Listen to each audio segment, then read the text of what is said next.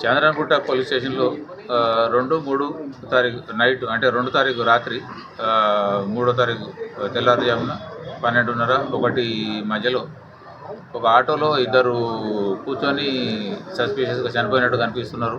చంద్రనగుట్ట bridge కింద ఫారూక్ ఆజం మసీద్ దగ్గర అని చెప్పి ఇన్ఫర్మేషన్ రావడంతో పోలీస్ స్టేషన్ నుంచి వెళ్ళి వెరిఫై చేసినారు.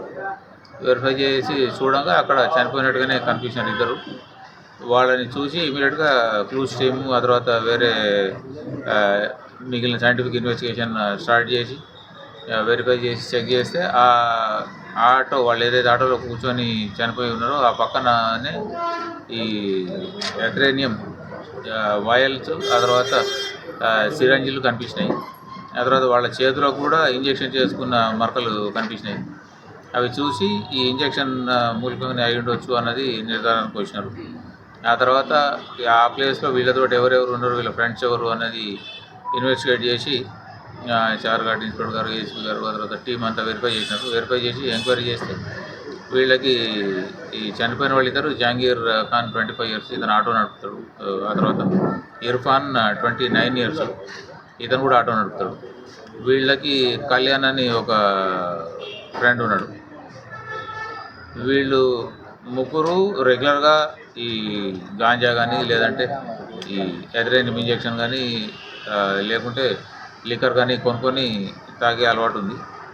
అట్లా ఆ రోజు రాత్రి కూడా ఇర్ఫాన్ ఆ తర్వాత అక్రమ్ వీళ్ళిద్దరూ టిఫిన్ చేసిన తర్వాత జహాంగీర్కి ఫోన్ చేసి థర్మల్ ఇంజెక్షన్స్ ఉన్నాయా తీసుకుందామని చెప్పి అడిగితే రాత్రి 10-10:30 టైంలో అతను నాకు తెలిసిన సప్లయర్ ఉన్నాడు శివ, ఇతను అడిగి కనుక్కుంటాను శివాని అడిగినాడు.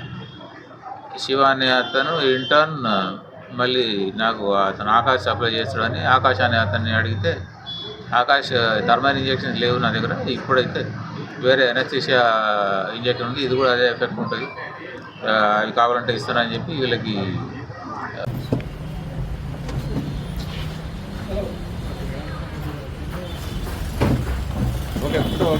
Okay sir.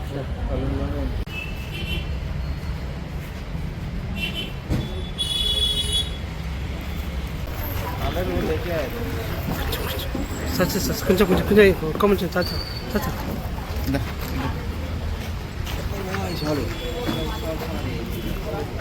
సార్